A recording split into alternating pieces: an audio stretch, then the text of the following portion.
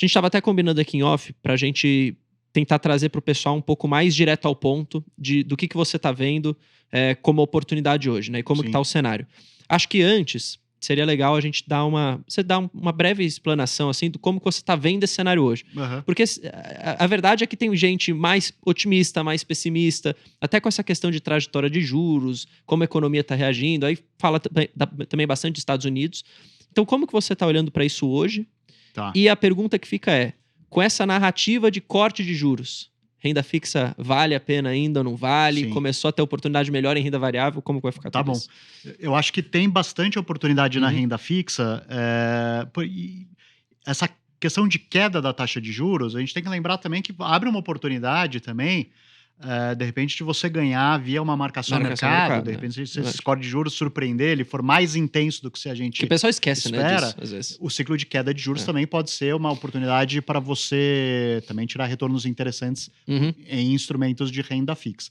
Mas outro ponto também legal da gente lembrar é que a gente não vai voltar para aquele patamar que foi na pós-pandemia, né? De juros de 2%, de 4%. Então, esse é um outro ponto interessante da gente lembrar, tá? Muito provavelmente, a gente vai conseguir nos próximos anos ainda ter retorno de 2 dígitos em diversos instrumentos de renda fixa, mesmo se a gente tiver uma Selic beirando os 9,5%, o número do Zé Márcio é esse hoje, né? Que a terminal da Selic é 9,5%. Então, se você lembrar que se você usar instrumentos de renda fixa um prazo um pouquinho maior, um instrumento fora do Tesouro, você sempre consegue um spread, uma taxa melhor do que a do Tesouro. Então, a gente está falando que o Tesouro para em 9,5%, você vai ter uma série de outras alternativas pagando 2 dígitos ainda, tá? Verdade, então, mesmo com esse cenário de queda de juros, que a gente acha que a gente concorda que ele tem ainda um espaço para caminhar, podendo chegar a 9,5%, tem outros economistas mais otimistas. Se o Fed surpreender, começar a cortar em julho, também isso facilita para o nosso Banco Central também, de repente, ir até mais longe. Mas o pano de fundo é esse. Eu acho que a renda fixa ainda vai dar taxas interessantes, seja como carrego, para você ter opções que vão te dar um retorno de 2 dígitos, seja também para, de repente, fazer uma opção pré ou IPCA mais pré e ganhar numa marcação a mercado. Então, a gente continua bastante otimista. Acho que tem muito espaço para ter renda fixa com bons retornos na carteira. É que tá, na minha opinião, tá difícil um pouco de prever exatamente o que vai acontecer, porque a cada dado que sai da economia, especialmente a economia norte-americana, parece que as narrativas vão mudando. Então, lembra que o pessoal falava de cortar em março, aí isso já acabou, na verdade, já passou, inclusive.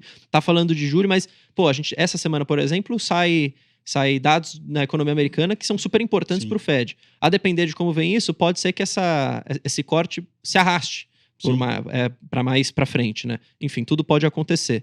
Aí o que você está falando nesse sentido é que isso vai ditar se o nosso Banco Central pode ser mais rápido ou mais devagar. Só que o seu cenário é de queda de juros, isso vai acontecer. Então, aquele cenário onde a pessoa estava se posicionando, às vezes num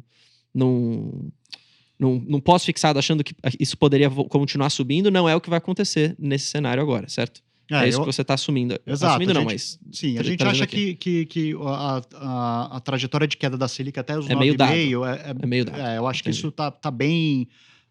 os números estão bem alinhados para a gente ter esse corte.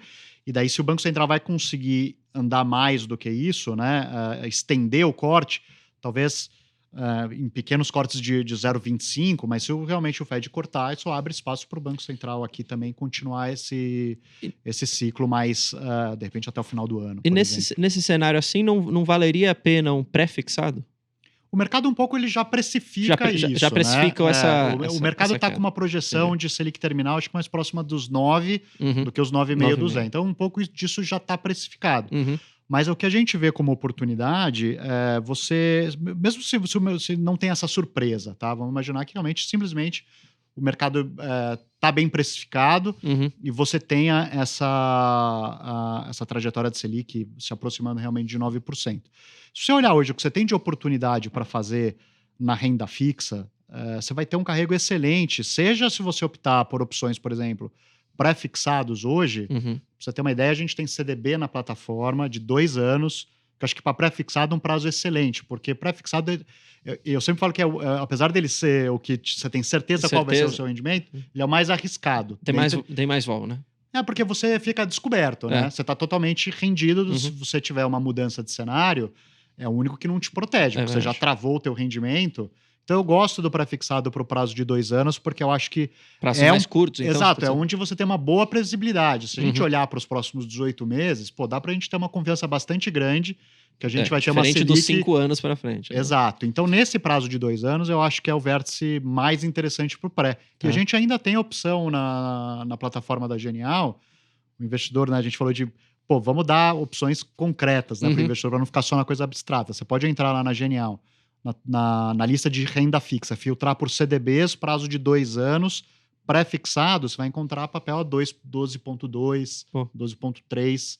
Ou seja, pagando ainda 2 dígitos. Exato, e muito acima, se você imaginar que o DI médio, né? Quando a gente olha a curva de juros, que já projeta essa Selic chegando próximo a 9, o DI médio, que é o DI futuro para os próximos 2 anos, eu acho que já está um pouquinho abaixo de 10, como juros médio. Lembrando que a gente está saindo agora de um juros que ainda está em 10,75, vai caindo gradualmente. Fazendo essa trajetória. E se você conseguir travar desde hoje a 12,2, a chance de você ter um rendimento muito acima dos juros médios dos próximos anos, 2 anos, é muito bom. Muito bom, verdade. E se você alongar um pouquinho o prazo, daí eu gosto já de você ter aquele título híbrido IPCA mais pré. Porque daí você consegue o melhor dos 2 mundos. Você tem taxa, a parcela pré tá muito gorda e você ainda fica com a proteção do IPCA. Se o cenário mudar daqui a 1 ano e pouco, 1 ano e meio, 2... Que pode acontecer, Pode super acontecer. Você tem a proteção do IPCA. Daí, nesse segmento de CDB IPCA+, a gente tem IPCA mais 7,25, 22, 7,2 para um CDB de 3 anos atrelado ao IPCA. Então, você garante uma taxa pré de 7 e daí, vamos fazer esse exercício, né? A Selic tá indo para 9. Eu vou fazer um CDB que só de taxa pré eu vou ter 7 mais IPCA. É verdade, faz sentido. Então, assim, eu vejo esse papel como, assim, é no-brainer praticamente. Assim, a chance de você ter um rendimento ruim em comparação com o CDI dos próximos anos, eu acho muito isso baixo. Não é um CDB que você está falando, né? Não é um CDB extremamente arriscado nesse sentido, não? Não, primeiro que assim, você pode se valer de pulverizar dentro da garantia da FGC. Que é verdade, que vai te proteger se alguma coisa acontecer. Verdade. Exato. É óbvio que não é um banco AAA. São bancos com rating um pouco mais baixo. Tá. Mas você pode trabalhar com a garantia da FGC. Mesmo para investidores maiores, você pode...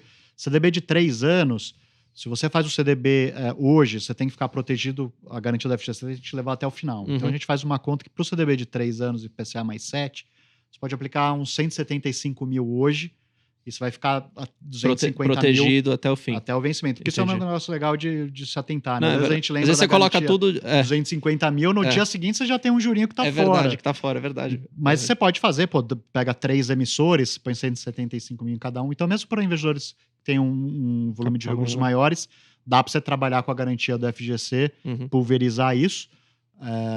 Ou olhar para bancos maiores, com rating melhor, você vai ter uma taxa um pouco menor, depois de um IPCA mais 6, que ainda é um rendimento muito bom, ainda é acima da taxa do Tesouro, tem que ser acima da taxa do Tesouro, obviamente. Mas então, para reforçar, como a gente vê, mesmo com um ciclo de queda de juros dado, você ainda tem a chance de travar rendimentos muito altos. Acima de 2 dígitos, isso é interessante pensar.